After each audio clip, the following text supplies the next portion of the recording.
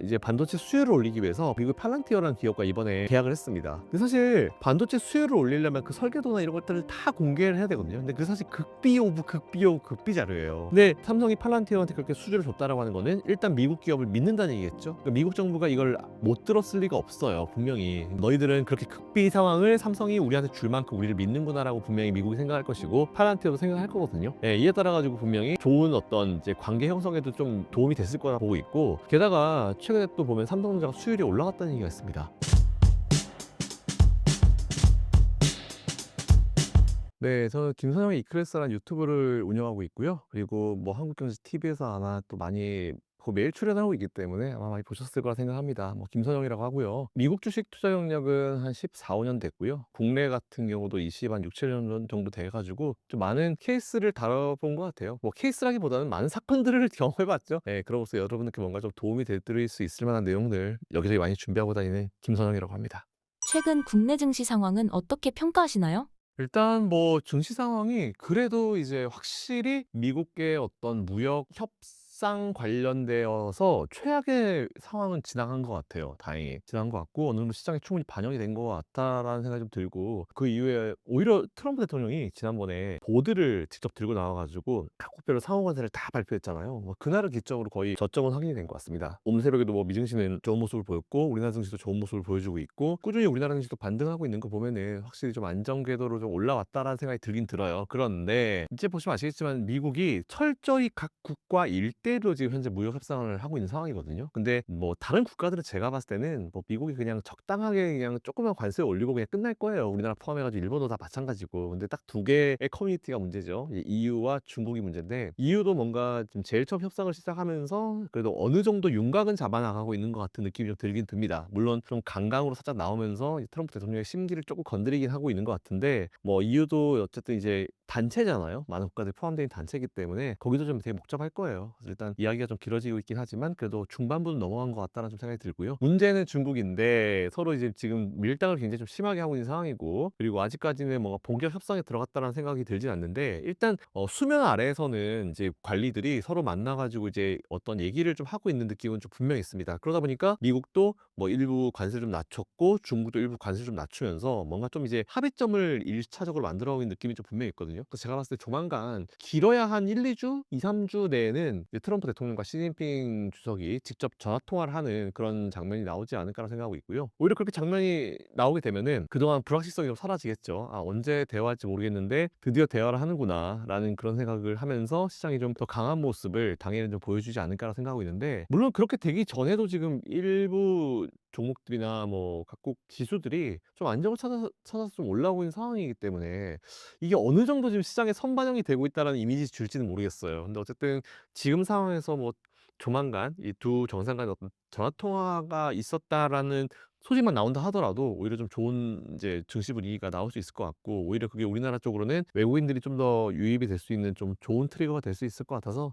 저도 전화 통화를 좀 기다리고 있고 여러분들도 아마 비슷한 마음으로 기다리고 있지 않을까 생각이 듭니다. 어쨌든 전반적인 분위기는 좀 좋은 것 같아요. 뭐 최악은 벗어났다, 뭐 한마디로 요약하면 이렇게 될 것 같습니다. 국내 증시 상황 같은 경우는 지금 괜찮아요. 나쁘지 않아요. 근데 제일 좋은 거는 일단 환율이 좀 안정을 찾고 있다는 거죠. 원화가 좀 강세로 전환됐고 달러도 좀 약세로 전환되면서 분위기는 괜찮은 것 같은데, 문제는 우리가 옛날에 교과서에서 배우거나 학교에서 배웠을 때는 원화가 강세로 가고 달러가 약세로 가면 외국인들이 우리나라에 들어와야 되거든요. 다 나가요. 계속 나가고 있습니다. 그래서 저는 이게 왜 나갈까 싶었는데 사실 지난주까지 좀 많이 나갔어요. 근데 잘 아시겠지만 지난주까지는 우리나라가 이제 미국과 본격적인 협상을 하기 전이었죠. 근데 협상을 첫 번째 하고 나서 베센트 장관이 한국과는 뭔가 좀 협상이 잘 진행되고 있다 이런 식으로 얘기가 나왔고, 확실히 우리나라가 플랜 A를 준비한 것 같다. 그러니까 자기들이 원하는 걸 우리가 다 준비했다는 얘기겠죠. 그렇기 때문에 제가 봤을 때 우리나라와 미국 간의 어떤 협상은 오래 걸릴 것 같지 않아요. 그러니까 그런 내용이 나오니까 분위기가 좀 좋아지고 오늘 2차전 지수들이 굉장히 좀 강한 모습을 좀 보여주고 있는데, 결국은 제가 지난번에도 말씀드렸고 계속 나올 때마다 말씀드리는 게 외국인들이 우리나라로 다시 컴백하면은 뻔히 일단 두 개 사놓고 본다. 반도체 2차 전지를 사 놓고 보니까 누를 때마다 이 업종들은 좀 힘드시겠지만 계속 투자를 이어가실 필요가 있다라는 말씀을 드려왔고 뭐 해외 주식은 뭐 이따 말씀드리겠지만 뭐 테슬라 제가 계속 말씀드렸잖아요. 워낙 좋은 모습 보여주고 있다는 거 잘 알고 계실 겁니다. 그래서 일단 국내 증시 상황은 일단 최악은 지나갔고 그리고 가장 좋은 트리거인 이제 미국과의 어떤 우리나라 무역 협상이 어느 정도 좀 좋은 흐름이 일단 시작은 되게 좋은 분위기인 것 같다. 이거 자체가 우리나라한테는 제일 좋은 소식인 것 같아요. 물론 뭐 좀 디테일하게 들어가면은 중국한테 수출을 많이 하는 기업들 같은 경우는 중국이 지금 뭐 자기 편 들지 않으면 거의 다 적으로 간주하고 있는 상황이기 때문에 우리나라도 중간에 껴있잖아요. 어쩔 수 없는 것 같아요. 그냥 우리나라도 사실 근데 힘들지만 이 기회에 좀 탈중국을 좀 할 필요는 좀 분명히 있고 수출의 대부분이 거의 중국으로 가는 거였기 때문에 중국에서 우리나라 거를 자기들이 수입을 해주지 않는다 하면은 우리나라 경제가 휘청거릴 수 있을 정도로 되게 힘들었거든요. 근데 지금 최근에 많은 기업들이 탈중국을 좀 많이 하고 있고 미국이나 유럽이나 다른 쪽으로 좀 많이 매출로를 활로를 많이 뚫고 있거든요. 네, 그것 자체가 지금은 아프지만 중장기적으로 봤을 때 우리나라한테는 좀 되게 좋은 어떤 계기가 될 거라고 생각하고 있습니다. 지난 며칠간 반등이 있었는데 제대로 된 반등이라고 봐도 될까요?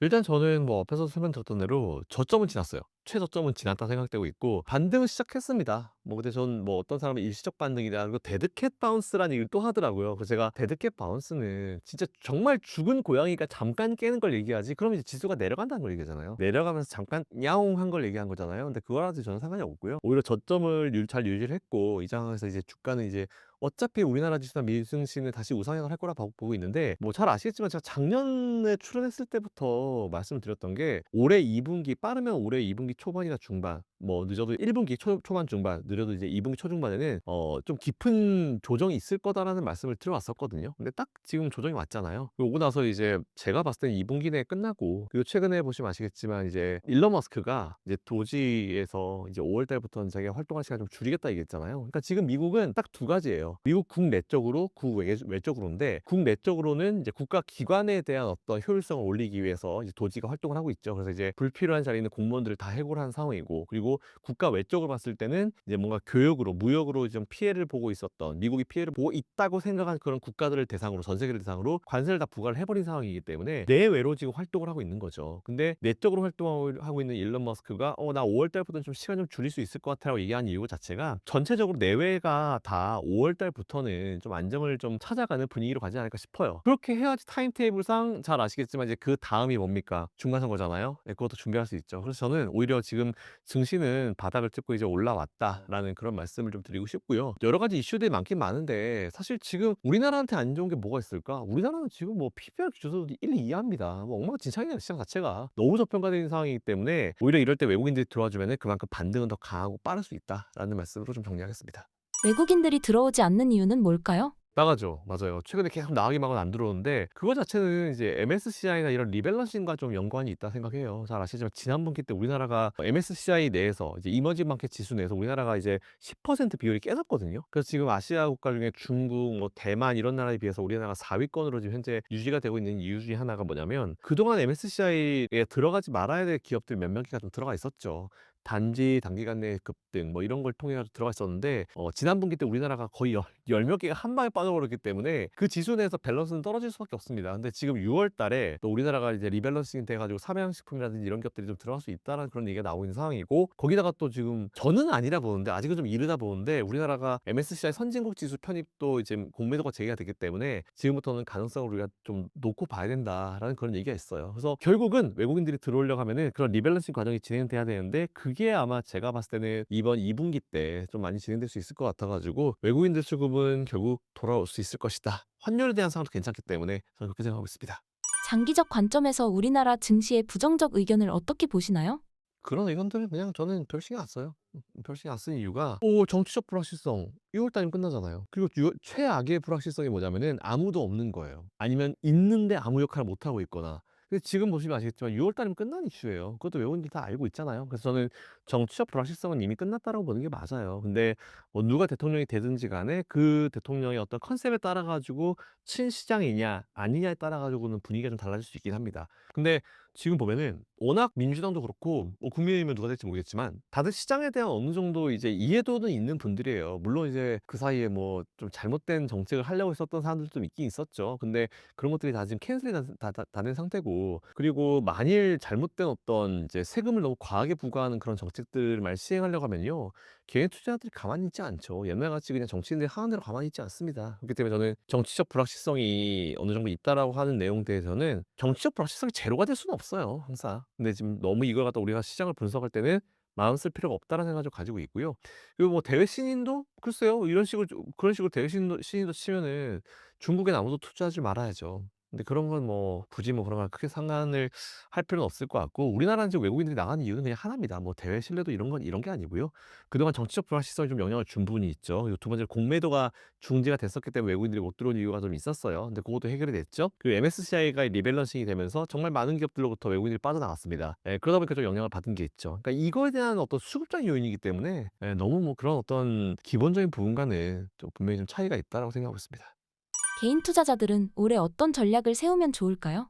롱으로 가는 전략도 괜찮다 보고 있고요. 그리고 우리나라를 밑에서 지금 누를 때마다 받쳐줬었던 주요 수급 주체 중에 하나가 연기금이에요. 근데 연기금 지금 매수한 걸 좀 계산을 한번 해보니까 우리나라 코스피 지수가 3,000포인트 정도 될 때까지 연기금이 강력한 매도를 내놓지 않겠더라고요. 근데 연기금도 결국은 이제 아시겠지만 포트폴리오 정체가 따라가지고 이제 매수 매도를 하는 집단들이기 때문에 일단은 쌀 때 매수하고 비싸면 매도하거든요. 근데 아마 3,000포인트 때까지는 연기금들이 그렇게 크게 물량을 내놓을 것 같진 않아요. 그렇기 때문에 일단 우리는 3,000포인트 때까지 일단 좀 지켜볼 필요가 있을 것 같다. 근데 그게 오래 달성이 될지 안 될지 문제는 그 중간중간에 있을 뭐 대선 결과라든지 아니면 미국과 우리나라 간의 어떤 협상이라든지 이런 부분들이 좀 받쳐줘야 되는데, 그리고 삼성전자도 정신 차려야죠. 네, 그런 것도 정신 차리게 되면 뭐 올해도 저는 가능할 거다라고 보고 있는데, 제발 좀 그러길 바라고 있긴 합니다. 근데 어쨌든 뭐 우리나라 증시는 올해만큼은 좀 강한 상승세를 보일 수 있을 것이고, 그리고 오히려 미국보다는 상승률 퍼센티지를 따졌을 때 우리나라가 더 나을 수도 있으니까 지금 우리나라랑 미국을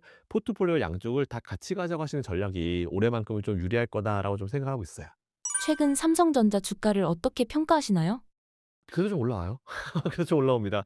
그 다행인 게 주말 중에 모건 스탠리에서 또 기사가 하나 나왔어요. 그러니까 지금 또 지난번에 반도체 겨울 이런 얘기 했잖아요. 근데 이번에는 반도체가 또 빙산의 일각 뭐 이런 표현을 쓰더라고요. 근데 뭐 빙산의 일각이라고 하는 거는 우리가 눈에 보여지는 것보다 훨씬 더 큰 게 있고 훨씬 더 큰 악재가 있을 수 있다라는 그런 내용을 얘기하는데, 되게 재밌는 건 뭐냐면은 모건 스탠리는 SK하이닉스가 싫은가 봐요. 아 근데 얼마 지난번에 또 삼성전자가 또 싫어했지. 삼성전자 주구장창 안 좋은 얘기하면서 시장 밀어붙였다가 작년에는 SK하이닉스에 대해서 안 좋은 얘기했는데, 그러면서 SK하이닉스 목표가를 그때 당시에 보다 반 이하로 떨구면서 15만 원대, 12만 원대를 얘기했었거든요.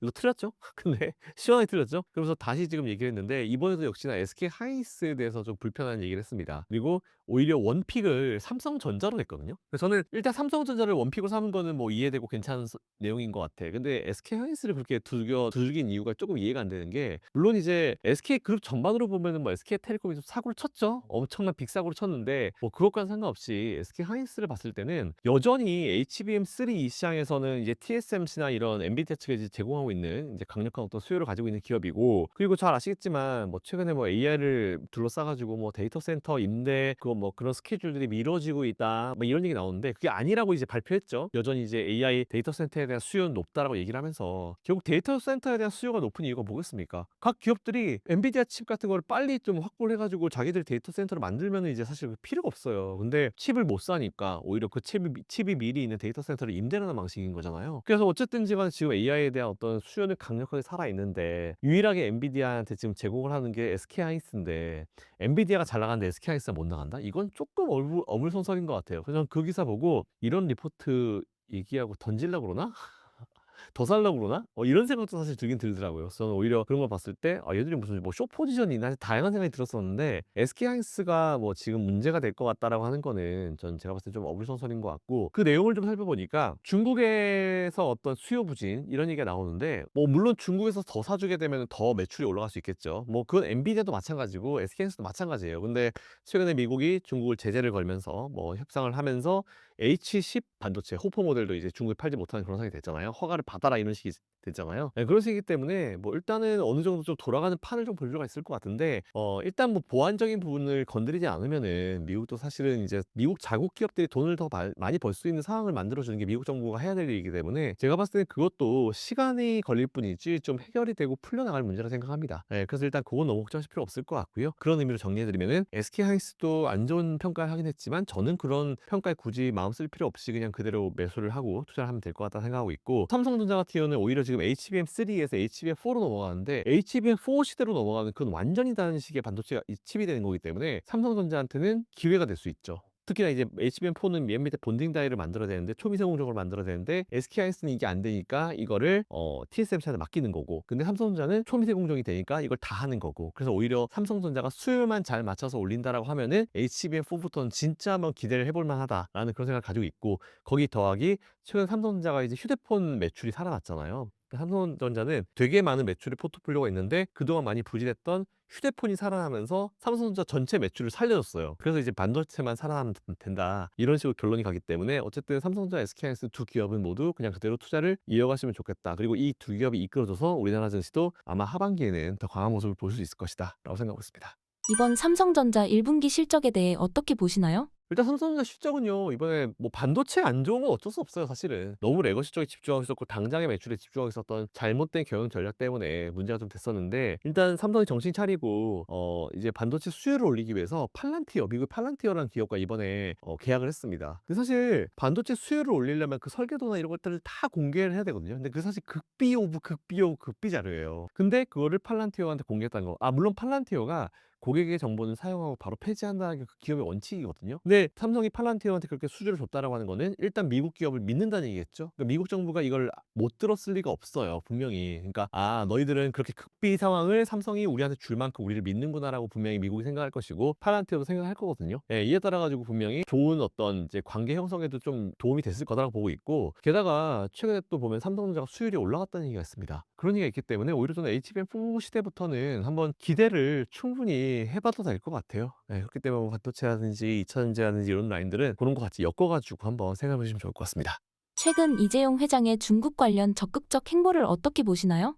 어쨌든지 간에 뭐 삼성은 기업이잖아요. 그렇기 때문에 뭐 정치와는 조금 그래도 정치지만 어느 정도 발을 맞춰주긴 해야 되지만 자기들 나름의 어떤 살 방법은 만들어 나가야 되거든요. 근데 사실 아시겠지만 중국은 삼성전자한테 굉장히 큰 고객입니다. 특히 레거시 반도체. 레거시 반도체가 굉장히 큰 고객인데 오히려 레거시 반도체 쪽은 중국 기업들이 좀 많이 따라오면서 시장 점유율을 조금 예전보다 많이 뺏긴 게 사실이긴 해요. 근데 그렇다 하더라도 여전히 삼성전자의 칩에 대한 매력도는 여전히 높은 상황이고, 그 사업적으로 지금 이재용 회장이 어려웠었던 시점이었죠. 미국이 대놓고 지금 중국을 타겟팅하고 있는 상황이기 때문에 이런 상황에서 참 이재용 회장이나 아니면 엔비디아 젠슨황 회장이나 그 회장님이 다 중국에 갔다 왔잖아요. 그래서 그런 것들을 봤을 때 와, 진짜 어려운 상황이었는데 진짜 대단한 결정을 한 것 같다 라는 그런 생각이 좀 들긴 들더라고요. 그래서 일단 어느 정도 중국을 좀 달래기 하면서 이제 사업적인 얘기를 하고 온 건데, 아마 분명히 가면 시진핑이 그 얘기를 했을 거예요. 뭐 미국보다 우리나라가 중요하지 않겠다 이런 얘기 했을 텐데, 참 중간에 끼어가지고 애매할 수밖에 없는 그런 세계적인 기업들이잖아요. 그래서 앞으로 이게 어떻게 진행될지는 볼 필요가 좀 있을 것 같긴 한데, 그렇다 하더라도 그 두 기업 엔비디아랑 삼성전자는 잘 헤쳐나갈 거라 보고 있어요. 그래서 어쨌든 뭐 사업적인 방문이다, 그리고 사업적인 건 거기서 끝내라, 이렇게 좀 생각을 했으면 좋겠습니다. 레거시 반도체로부터 돌아선 반도체 업황을 어떻게 보시나요? 그러니까 레거시도 결국은 레거시예요. 그러니까 우리가 예를 들어 설명해 보면, 여러분들 비행기 타보셨죠? 비행기 타보시면 이제 보통 앞에 보면 화면 있잖아요. 해외여행 갈 때 화면 있잖아요. 그 화면 되게 답답해 보이지 않으세요? 되게 막 내 휴대폰 해상도와 비교했을 때 정말 답답해 보이죠. 거기 비행기 안에 있는 그 화면이 뭔지 아십니까? 그게 옛날에 우리가 썼던 LCD예요. LCD. 답답하죠? 그죠? 그 LCD가 이제 LED를 넘어서 OLED 싹 다 바뀌어야 되는데 그걸 바꾸질 못하는 거죠. 자, 그런 건 똑같아요. 결국은 아무리 오래됐다 하더라도 레거시 디스플레이나 레거시 반도체는 이미 법령화돼 있잖아요. 많은 사람들이 쓰잖아요. 근데 새로운 걸로 바꾸려고 하면은 비용이라든지 뭐 이걸 제공하는 기업들과 어떤 협상이라든지 이런 게 또 있고, 새로운 게 나올 때마다 그때그때 바꿔주는 사람이 많지 않거든요. 기업들도 마찬가지고 비용에 대한 부분이 있기 때문에 기존에 썼던 걸 정말 최대한 우리가 우스갯소리를 연면서 쓰잖아요. 뽑을 대로 뽑아놓고 정말 진짜 막 다 말려가지고 다 그 우리가 뽑아먹고 그리고 이제 바꾼다, 뭐 이런 식으로 생각을 많이 하잖아요. 그랑 똑같아요, 결국은. 그렇기 때문에 일단 레거시 반도체도 어쨌든 뭐 삼성이 거기를 거쳐 오는 이제 반도체긴 한데 이미 많이 이용들 하고 있기 때문에 이미 매출은 높습니다. 네. 근데 결국은 그것도 이제 뒤로 처지겠죠. 새로운 걸 만들어야죠. 최신형 반도체, HBM 뭐 이런 쪽을 빨리 만들어야 되고 HBM을 넘어선 뭔가 반도체도 삼성전자가 지금 준비하고 있다는 얘기가 있긴 있더라고요. 그래서 그런 것들이 좀 빨리 나와줘야 된다라는 그런 생각을 좀 가지고 있습니다. 삼성전자의 유의미한 반등은 어떻게 해야 이루어질까요? 수율.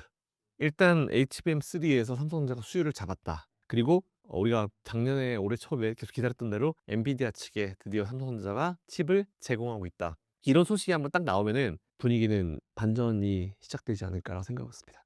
최근 2차 전지 주가와 업황에 대해서 어떻게 보시나요? 2차 전지를 계속 강조해 온 사람으로서 굉장히 기분 좋습니다. 오늘도 2차 전지주들이 거의 뭐 시장을 이끌고 있는 그런 상황인 것 같은데 2차 전지주들은 뭐 제가 계속 방송에서 매달 우리 방송에서 매달 나와가지고 설명드린 거랑 똑같아요. 달라진 게 하나도 없어요. 예전에 일론 머스크가 이제 치킨 게임을 시작했을 때 어떤 얘기를 했냐면 우리 당분간 시장 점유율을 잡기 위해서 마진율을 포기해야 될 것 같다는 그런 얘기를 하면서 치킨 게임이 시작이 됐거든요. 근데 예전에 아시겠지만 예전부터도 테슬라는 보조금이 되게 중요했던 회사예요. 왜냐면 비싸기 때문에 보조금을 받아야지 판매가 늘기 때문에. 근데 최근에 일론 머스크가 확실히 뭔가 치킨 게임이 끝났다라는 뉘앙스를 딱 두 개의 증거를 통해서 제시했습니다. 첫 번째로는 우리 보조금 필요 없는데 이런 얘기를 했어요. 그 얘기는 테슬라가 스스로 이제 자생 능력이 스스로 이제 살아날 수 있는 능력이 생겼다는 거겠죠. 그리고 두 번째로 이번에 실적 발표 여러분 보셨습니까? 실적은 안 나왔어요. 되게 안 좋습니다. 근데 거기서 굉장히 좋았던 포인트가 하나 뭐냐면은 한 대를 팔았을 때 마진율이 올라갔어요. 반등하기 시작했습니다. 10몇 프로 올라갔더라고요. 순 마진율이 올라왔습니다. 그 얘기는 어쨌든지 간에 자동차 판매는 줄었어요. 근데 판매된 그 자동차로부터 나오는 그 마진율이 순수익이 올라갔다는 얘기거든요. 그 얘기가 무슨 얘기다? 이미 어느 정도 최악의 상황은 다 끝났다. 지지난달 계속 말씀드렸지만 캣은 끝났다 그랬잖아요. 게다가 또 더하기 테슬라가 자동차 가격을 다시 올리기 시작했습니다. 왜 올리기 시작할까요? 보조금은 똑같은데 오히려 보조금은 줄었는데 왜일까요? 이미 어느 정도 자기들이 원하는 바를 버틸 수 있을 때까지 다 버텼다 그 얘기예요. 보면 아시겠지만 최근에 중국에 있는 전기차 기업들이 꽤나 많이 도산을 합니다. 꽤나 많이 망해요. 망하는 소식이 되게 많이 들리고 비아디도 우리가 알고 있는 그 부채가 사실이 아니다. 훨씬 더 많은 부채를 가지고 있다. 이런 내용들을 되게 많이 나오거든요. 자, 그래서 일단 어쨌든 이제 만에 그런 것들을 종합해 봤을 때 이제 2차전지 그리고 이제 이 전기차 관련 기업들은 제가 작년에도 뭐 표를 보여드렸지만 올해가 전기차를 만드는 비용과 내연기관을 만드는 그 비용 자체가 똑같아지는 시점 혹은 이제 이게 크로스가 되는 시점이 올해 온다. 그래서 2025년이 진짜 중요하다라는 말씀 많이 드렸잖아요. 딱 그대로 되고 있는 거예요. 제가 작년부터 표 보여드리면서 고ld만삭스 표 보여드리면서 설명드렸던 내용들이 지금 그냥 그대로 나오고 있는 거다라고 보시면 될 것 같아서 투자는 그대로 좀 이어가시면 될 것 같고 오늘도 아시겠지만 외국인들이 조금 들어와가지고 매수해 주니까 그냥 올라와 버리잖아요. 그래서 오히려 외국인들은 지금 최근까지 계속 나갔기 때문에 앞으로는 전 들어올 구석이 많다 생각해요. 그것도 오히려 2차전지나 아니면 이제 이 전기차 관련 기업들한테 좋은 어떤 수급적인 소식이 될 수 있을 것이다 라고 생각하고 있습니다. 관세 문제가 2차 전지 업체에 미치는 영향은 무엇인가요? 그래서 그런지 요즘에 최근에 원자재주 투자하고 싶으신 분 좀 많더라고요. 관세 때문에 결국은 관세를 올리면은 결국 기업들은 그 관세 올라간 것만큼을 제품 가격을 넣어버리기 때문에 그거에 대한 피해를 봐가지고 물건 가격이 올라갈 수 있다. 그러면서 이제 관련 ETF를 투자하시는 분들이 많은데 전 단기적인 거라 봐요. 보면은 배터리 만들 때도 리튬 이런 거 되게 중요하잖아요. 근데 리튬 가격이 쭉 떨어졌다가 반등 왔다 갔다 하는데 결국 오히려 저는 그 모든 원자재가 다 사실 다 마찬가지예요. 균형 가격을 찾는 게 진짜 중요해요. 그때 상황에 맞춰가지고. 근데 지금 보시면 최근에 쭉 많이 떨어졌잖아요. 근데 오히려 제가 작년부터 말씀드렸던 게 양극재 가격도 많이 떨어졌습니다. 그래서 이제 양극재 회사들이 예전만큼 매출을 만들지 못할 거라고 하는데 아니에요. 원자재 가격이 떨어지잖아요. 예전에는 어쨌든지 간에 이제 이 양극재가 비싸니까 배터리도 비싸지잖아요. 그러면 이제 이 비싼 배터리를 살 수 있는 기업들만 살 거 아니에요. 테슬라 같은 기업들만 살 거 아닙니까? 거기만 샀죠? 그러다 보니까 루시드, 리비안 이런 기업들은 아예 배터리를 못 사니까 잘 아시겠지만 생산량 자체가 많이 떨어져 있잖아요. 근데 최근에 배터리 가격이 어쨌든 양극재가 떨어지면서 배터리도 같이 떨어지고 있는 상황이고 근데 여러분이 생각 못 하신 게 요즘 최근에 LG엔솔 같은 데서도 루시드, 리비안 쪽에서 배터리를 사갑니다. 이게 발생했어요. 그러니까 예전에는 시장에 들어오지 못했던 기업들이 시장으로 들어와가지고 이제 배터리를 더 사고 있거든요. 자, 그러면 이제 배터리 가격이 떨어졌지만 오히려 옛날에 없었던 루시드, 리비안 뭐 이런 기업들이 뭐 GM에서 또 최근에 뭐 에스컬레이드도 전기차 모델 나온다고 하더라고요. 그러니까 이렇게 하면서 제프 베조스가 투자한 기업도 이제 전기차 픽업 트럭이 나온다고 하고 그런 기업들이 막 들어와가지고 이제 이거를 낮은 가격이지만 이걸 사주면은 전체 매출 파이는 옛날보다 더 올라갈 수 있죠. 싸지니까 더 많이 팔리는 거예요. 네, 그런 개념이어가지고 그걸 생각해 보셔도 2차전지 관련 기업들, 전기차 관련 기업들은 투자를 이어가셔야죠. 혹시 아직 못 하신 분들은 지금이라도 나쁘지 않다라는 그런 생각을 가지고 있습니다.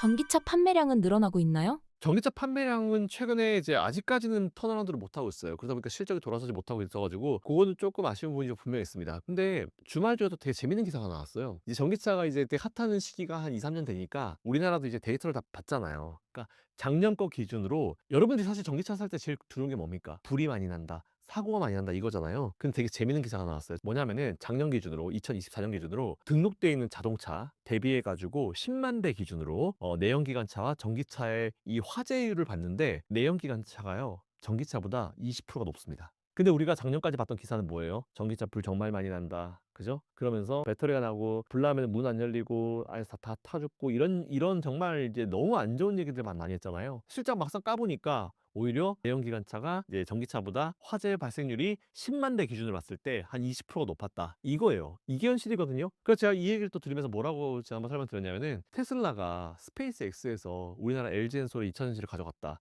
그래서 보조 배터리를 쓸 거야라고 해가지고 발사되는 그 발사체에다 보조 배터리를 이제 쓴다라는 그런 내용이 나왔거든요. 일론 머스크랑 스페이스X에 있는 그 과학자들이 바보입니까? 그 배터리가 진짜 화재가 나서 난리가 나고 문제가 많으면 그걸 쓰겠어요? 안 쓰지? 열에도 강하니까.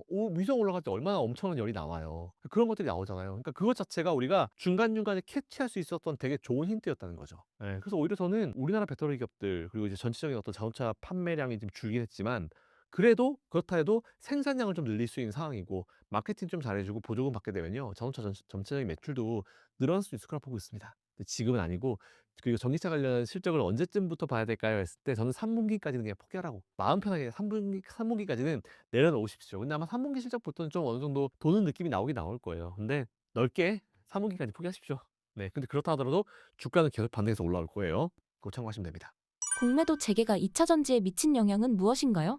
오히려 앞으로는 좀 괜찮은 영향을 줄 것 같아요. 뭐 잘 아시죠? 공매도를 봤을 때 어제 지난주 금요일에 테슬라가 많이 올랐던 거는 물론 이제 로보택시나 이런 거에 대한 기대감도 있었지만 9%가 넘게 올랐잖아요. 그동안 테슬라에 막 숏을 쳐놓은 공매도 세력들이 주가가 올라가니까 이걸 숏 스퀴즈를 한 거죠. 그러다 보니까 주가가 더 크게 뛴 것도 분명히 있어요. 제가 봤을 때 테슬라는 원래부터 이제 공매도가 굉장히 높았던 기업이기 때문에 자 그럼 이걸 그대로 우리나라로 들고 들어와 생각해 보면은 일단은 우리나라도 이제 2차전지 관련 기업들이 좀 있잖아요. 근데 오히려 최근에 외국인들이 이제 우리나라 쪽으로 이제 매수를 해줄 때 이 차전지를 많이 매수를 하는 경향이 있습니다. 첫 번째. 그리고 두 번째로는 들어와 주게 되면은 오히려 주가가 올라가기 때문에 숏스퀴즈 현상이 발생해서 주가가 좀 세게 뜰 수 있죠. 물론 이제 너무 세게 떠서 빵빵빵빵 올라가게 됐을 때 그 갭을 줄이기 위한 이제 적정 조정이 있긴 할 텐데 지금 상황만 놓고 보면 오히려 저는 나쁘지 않다고 판단 되거든요. 예. 그래서 일단 그거는 참고하셔 가지고 투자해 보시면 좋을 것 같습니다. 현재 2차 전지 개인 투자자들의 전략은 어떻게 해야 하나요?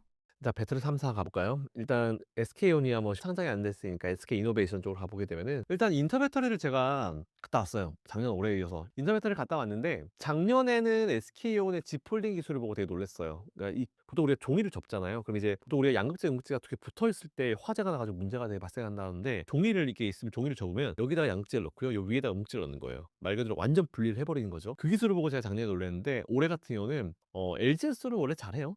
잘하고 있는데 올해는 삼성 SDI가 물론 저는 그 기술을 LG 엔솔에서 연구하고 있다라는 얘기를 들었거든요. 근데 이번 삼성 SDI가 들고 나온 거예요. 뭐냐면은 우리가 이제 지금 반도체 칩을 볼 때 너무 열이 많이 나가지고 그걸 갖다 냉각하는 기술이 나오잖아요. 액침 냉각 기술. 물에 담근 물이 아니고 이제 기름 같은 어떤 액체인데 특수 기름인데 특수 액체인데 거기다 담궈가지고 이제 그 온도를 낮춘다라는 액침 냉각 기술 있잖아요. 근데 이번에 그걸 가지고 나온 거예요. 배터리를 담근다.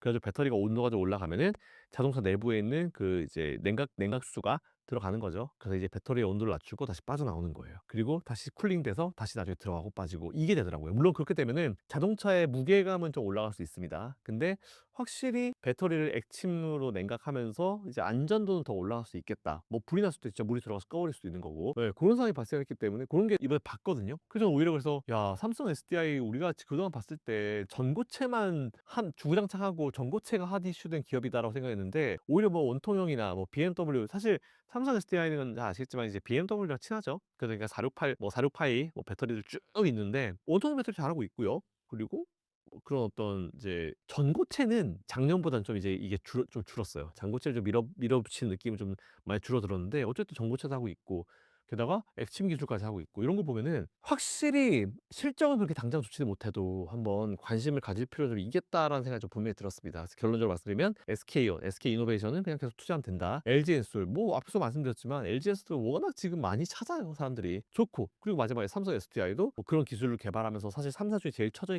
있는 느낌이 좀 분명히 있긴 하지만 그렇다 해도 미래를 보고 투자할 때는 나쁘지 않은 것 같다라는 그런 생각을 가지고 있습니다. 근데 너무 미래가 좀 길어질 수 있기 때문에 너무 많은 비중을 너무 오랜 기간 동안 담그는 것보다는 오히려 일부씩 조금씩 담아가지고 난 포트에 넣어야지 이런 느낌이 딱 좋을 것 같아요.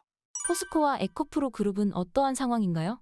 오늘 에코프로 그룹도 괜찮죠. 그리고 포스코 그룹도 최근 보면은 괜찮아요. 이 철강 쪽이 좀 이제 애매해가지고 전체 매출을 좀 갉아먹는 느낌도 분명히 있고 2차 전지 쪽도 지금 좀 쉬어가는 느낌이 좀 분명히 있다라는 그런 생각이 좀 가지고 있는데 일단 포스코 홀디스는 뭐 언제나 저의 2차 전지 원탑이기 때문에 그 사이에 뭐 달라진 내용은 사실 없어요. 예, 없어서 그대로 여러분들 투자를 그냥 이어가시면 좋을 것 같고 오히려 뭐 광산이나 이쪽에 투자를 많이 하면서 원자재를 떨구려는 그런 액션들을 되게 많이 취하고 있잖아요. 그런 것들이 빛을 발할 시점이 분명히 올 겁니다. 네, 그래서 일단 포스콜린스 그대로 투자 유지하시면 될 것 같고요. 에코프로 그룹 같은 경우도 뭐 제가 이제 인터뷰자리 가서 이제 본 것도 이제 나쁘지 않은 것들을 또 꽤나 괜찮은 것들을 봤고 어쨌든지 간에 이제 저는 원래 잘했던 애들이 잘해요. 그러니까 이천지들도 올라갈 때 원래 앞에서 선두했던 애들이 선두를 칠 가능성이 굉장히 크거든요. 그래서 저는 뭐 어쨌든 이제 그쪽도 에코프로 그룹이나 뭐 포스코 그룹도 다들 좀 좋게 보고 있습니다. 올 한 해 반등의 계기를 마련할 수 있을까요? 네. 저는 그렇게 생각해요. 그리고 오히려 실적에 대해서 좀 뭔가 강한 흐름이 들어오는 거는 정말 빠르면 3분기, 빠른 3분기 중후반 그리고 혹시 안 되면 이제 4분기 초중반쯤 이때쯤 되면은 2차 전지는 이제 드디어 실적 살아나나 이런 기사 되게 많이 나올 거라 생각하고 있어요. 그러려면은 우리 미리미리 지금부터 조금씩 중장기적으로 좀 보시고 포트에 한 켠에 잠깐 넣어 두시는 전략은 좀 중요하겠죠. 필요하겠죠.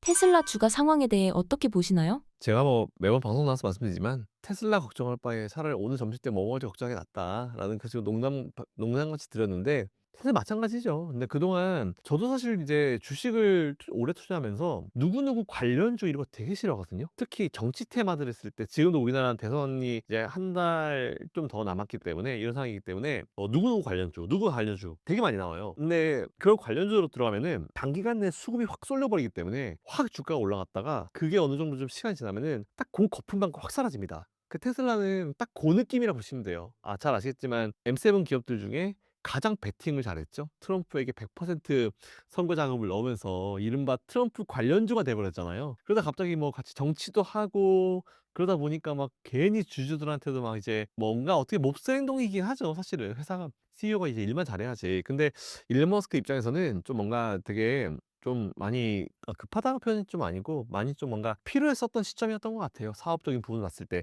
너무 관련 규제가 심하기 때문에 트럼프 대통령은 어쨌든 친기업을 이제 추진하시는 분이잖아요. 그래서 제가 봤을 때는 일단은 이제 트럼프에게 베팅을 했고 그게 완전 성공을 했고 그러다 보니까 이제 한 자리씩 한 자리씩 차지하고 있는 그런 느낌인 것 같은데 일단 저는 어찌됐건 간에 테슬라의 투자 사이트로 봤을 때는 이제 테슬라는 자동차만 파는 기업은 아니죠. 뭐 올해 말에 뭐 일단 주장을 하는 바로는 올해 말쯤에 이제 뭐 옵티머스 또 이제 내보내겠다, 로보택시 내보내겠다 이런 얘기 나오고 있잖아요. 항상 일론 머스크는 우리가 일론 머스크를 봤을 때 기존의 상식을 좀 버리고 항상 판단해야 되는 사람인 것 같아요. 그래서 일단 어쨌든지 간에 그렇다 하더라도 이제 일론 머스크가 5월 때부터는 도지 시간을 줄이고 사업에 좀 집중한다는 얘기가 나오면은 당연히 주가는 그에 맞춰서 좀 올라갈 수 있겠죠. 그리고 앞에서도 설명드렸지만 어쨌든 테슬라 한 대 팔았을 때의 마진율이 다시 올라가기 시작했습니다. 그 얘기는 치킨 게임이 끝났다라고 좀 보는 게 맞는 것 같고 뭐 비아드라든지 많은 기업들이 있긴 있지만 여전히 테슬라에 대한 인기는 중국에서도 굉장히 높거든요. 모델 Y 주니퍼 나왔는데 그거 예약량 장난 아닙니다.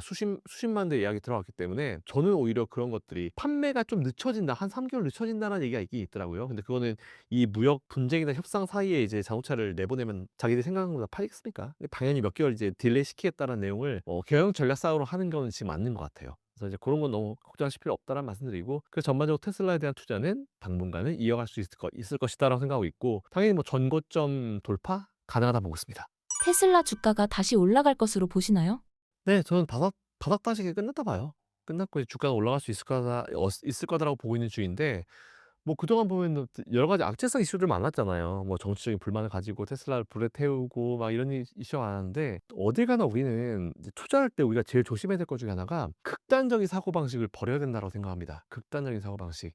난 테슬라가 너무 싫어. 그냥 싫다고 말할 수는 있어요. 근데 불을 태우는 건요. 결국 본인 자산에 불을 태우는 거잖아요. 그 뭐 하는 건지 모르겠는데 좀 그래요. 예. 제가 보더라도 오히려 그렇게 하는 극단적인 사람들이 더 정상이 아닌 것 같은 느낌이 좀 많아 가지고 그런 기사에 너무 마음 쓰실 필요 없을 것 같다 생각하고 있고, 그리고 우리가 일단 기본 전제는 모든 기업들의 CEO는 항상 다 욕을 먹습니다. 그죠? 자, 그렇죠. 전제하고 이제 우리가 보면은 욕을 안 먹는 CEO는 없어요. 어디든지 간에. 그렇기 때문에 일단 뭐 일론 머스크가 마음에 안 들어 가지고 테슬라의 자동차를 안 산다? 전 그것조차도 그 사람조차도 좀 극단적인 사람이라 생각합니다. 왜냐하면 차를 할 때 그 차의 퀄리티나 그 차의 디자인이나 그 차의 어떤 효용성을 따지고 사지 다 좋아. 정말 다 모든 게 다 좋은데 이 회사 CEO 일론 머스크 안 사. 이런 사람이 있을까요? 전 거의 없다 보거든요. 100 중에 한두 명 있으려나? 예. 그래서 오히려 우스갯소리 이런 얘기 있잖아요. 그런 사람들이나 그런 회사를 욕하는 사람들은 그 차를 살 만한 입장이 못 된 사람이다.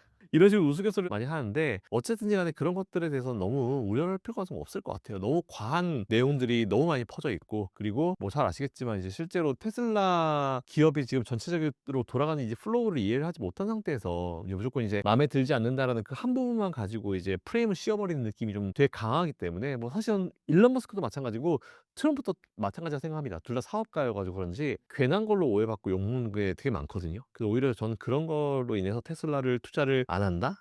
글쎄요. 전 그건 좀 말이 안 된다라고 생각하고 있습니다. 최근 주가가 10% 상승한 것에 대해 어떻게 평가하시나요? 쇼커링이죠. 쇼스퀴즈 발생한 거죠. 그러니까 주가가 다른 M7 기업들에 비해서 주가 상승률이 높더라고요. 근데 테슬라는 항상 여러분이 아셔야 될 게 숏과 항상 싸우는 기업입니다. 공매도와. 그렇기 때문에 만일 예를 들어서 뭔가 긍정적인 소식이 나오잖아요. 그럼 숏 세력들은 난리 난 거예요. 야, 우리 큰일 났다. 큰일 났다. 왜냐하면 숏 공매도라는 거는 수익률과 손실률을 따졌을 때 손실은 무한대예요. 왜냐하면은 공매도는 어쨌든 주가가 거꾸로 이제 빠져야지 수익이고 올라가면 손실이잖아요. 주가는 계속 올라갈 수 있죠. 100만 원, 1000만 원, 1억까지 계속 올라갈 수 있죠. 못 가르는 법 있습니까? 근데 우리 주가 떨어지는 거는 상패되면 끝이에요. 그렇기 때문에 두 양쪽을 봤을 때 확실히 이 기대 수익과 기대 손실에 대한 부분이 갭이 엄청 큽니다. 예, 그래서 오히려 저는 이렇게 이제 이 테슬라 같이 공매도 세력과 항상 싸우는 이런 기업들이나 업종 같은 경우는 오히려 그걸 역이용해 가지고 투자하면은 변동성은 좀 크게 나올 수 있겠지만 그래도 하루 정도 투자해 가지고 수익 내기에는 뭐 충분한 기업이 아닌가라고 생각하고 있어요. 그래서 단기 투자도 괜찮고 중장기 투자도 괜찮고 전반적으로 이제 투자는 좀 다 괜찮지 않을까라고 생각하고 있습니다. 테슬라의 기업 가치에 대해 짚어주신다면? 테슬라 로보택시 나온 거 보니깐요. FSD 돌려놓고 옆에서 탄 사람이 스티어링 이거 핸들을 좀 이제 움직여 보려고 하니까 바로 움직이지 말라고. 그만큼 이제 이게 풀셀프 드라이빙이 많이 어느 정도 좀 진전이 된 것 같긴 해요.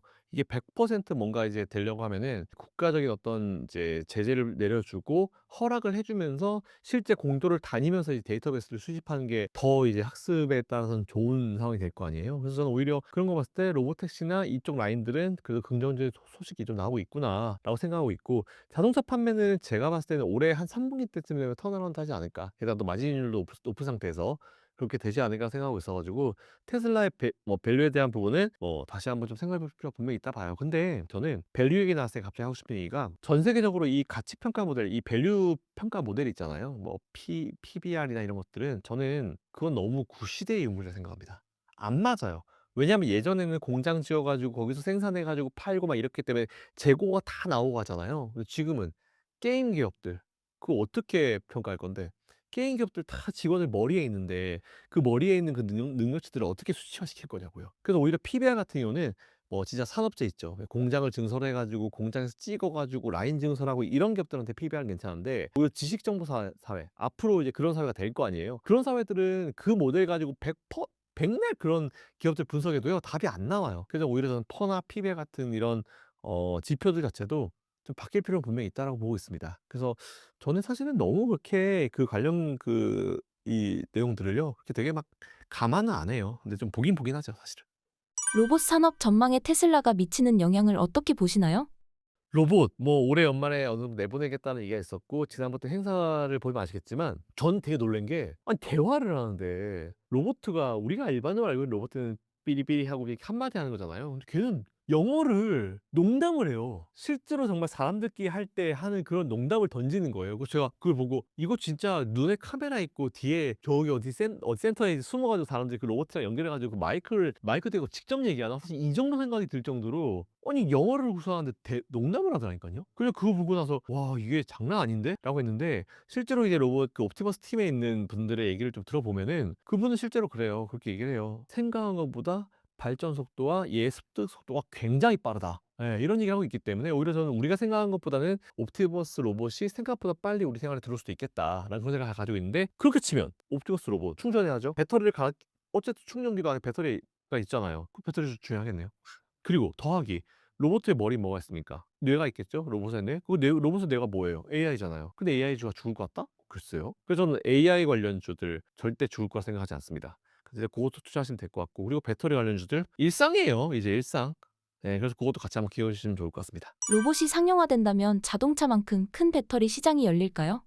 그렇죠. 필요 용량에 따라서 그럴 수 있겠죠. 근데 거기에 뭐 파우치가 들어가냐 원형이 들어가냐 각형이 들어가냐에 따라 다를 것 같은데 파우치형이 들어오기에는 좀 들어갈 수 있겠죠. 들어오면 오히려 더 싸서 이제 더 많이 넣을 수 있겠네요. 근데 거기에 뭐 과연 더 성능이 올라갈 원통형이 들어갈 것이냐 아니면 뭐 각형이 들어갈 것이냐 각형도 두께감이 좀 있기 때문에 이게 좀 어느 정도 들어갈지 모르겠지만 그래서 각 기업들이 좀 자기들이 잘하는 거를 지금 노력을 좀 많이 하고 있는 상황이어 가지고 궁금하긴 합니다. 근데 어쨌든 이제 이 차 전지의 각 종류별로의 어떤 이제 니즈는 좀 더 올라가지 않을까라고 생각하고 있어요.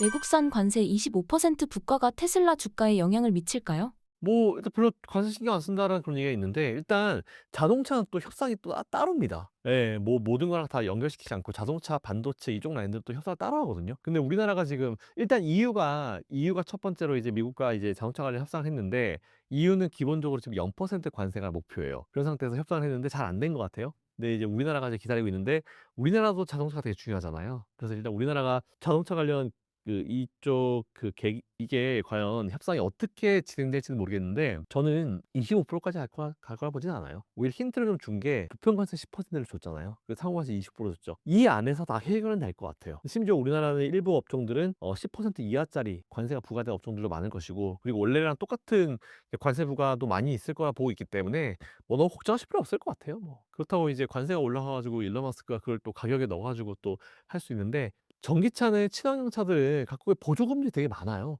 네. 그렇기 때문에 뭐 그것도 어느 정도는 좀 상쇄되는 느낌이 좀 분명히 있을 거라 생각합니다. 경쟁사 성장세에 테슬라의 경쟁력이 악화됐다고 볼 수 있을까요?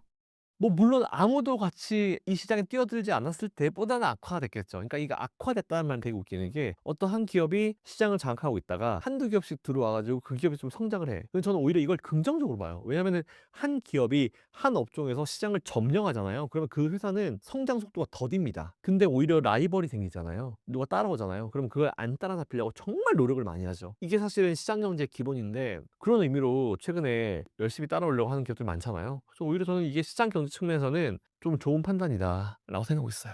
추가로 하실 말씀이 있으시다면? 네 일단 바닥은 다 지났어요. 제가 봤을 때 바닥은 다 지났고 지금부터 이제 그럼 포트폴리오를 우리가 어떻게 나눠 가지고 투자할지가 되게 중요한 것 같은데 우리나라는 지난번에 아시겠지만 외국인들이 쪼끔만 들어오면은 매수하는 게 반도체, 2차 전지 이쪽 라인들로 들어와요. 그리고 제약도 지금 되게 좋은 분위기고 그리고 잘 아시겠지만 이제 운송, 해운 쪽 이쪽 라인도 괜찮잖아요. 그리고 방사도 괜찮죠. 근데 최근에 우리나라랑 미국이랑 이제 협상 가능성이 제기가 됐을 때 방산이랑 조선 쪽은 괜찮았거든요. 왜냐하면 이제 시장에서 워낙 이제 모든 것들이 다 이 관세에 꽂혀 있으니까 관세로부터 좀 자유로운 업종 없나 하다 보니까 이제 방산과 조선 쪽으로 들어갔는데 이제는 외국인들이 원래 이제 반도체 2차 전지 쪽으로 이제 포트를 만들 수 있는 시점이 됐기 때문에 그때 수익이 났던 건 지금 좀 차익 실현을 하시는 게 맞습니다. 물론 더 갈 거예요. 더 갈 건데 단기적으로 조금 이제 조정이 있을 수 있거든요. 그렇기 때문에 이제 좀 수익이 나 있으신 분들은 좀 차익 실현하셔 가지고 반도체 2차 전지 위주로 매수하시면은 오히려 지금 더 좋은 전략이 될 수 있을 것 같고 어쨌든 반도체 2차 전지 그리고 앞에서 우리 설명드렸던 대로 진짜 뭐 이제 조선 그리고 제약주는 금리 인하기 어쨌든 좋은 효과가 있고 올해 내년에 블록버스터급들의 그 약들의 이제 이 라이센스가 다 풀려버리기 때문에 특허가 다 풀리기 때문에 이제는 그걸 시밀러로 만들 수 있죠. 그러면 이제 셀트리온, 삼성바이오로직스 이런 기업들도 좋을 수밖에 없기 때문에 그런 기업들 관심을 가지실 필요가 있을 것 같다라는 말씀드리고 그리고 방산이나 이쪽 라인들은 앞에서 설명드렸지만 더 갈 거예요. 더 갈 건데 단기 눌림은 있을 수 있으니까 트레이딩 관점에서 좀 접근하시면은 지금은 뭐 거의 뭐 최상의 어떤 효과를 얻을 수 있지 않을까라는 말씀을 드리면서 마무리하겠습니다.